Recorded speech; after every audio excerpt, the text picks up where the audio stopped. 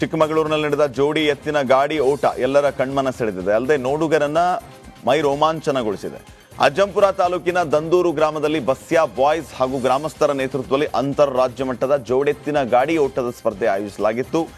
ಈ ಸ್ಪರ್ಧೆಯಲ್ಲಿ ಮಂಡ್ಯ, ಹಾಸನ ಸೇರಿದಂತೆ ಹೊರ ಜಿಲ್ಲೆಗಳಿಂದ 70ಕ್ಕೂ ಹೆಚ್ಚು ಜೋಡಿ ಹೋರಿಗಳು ಭಾಗವಹಿಸಿದ್ದು.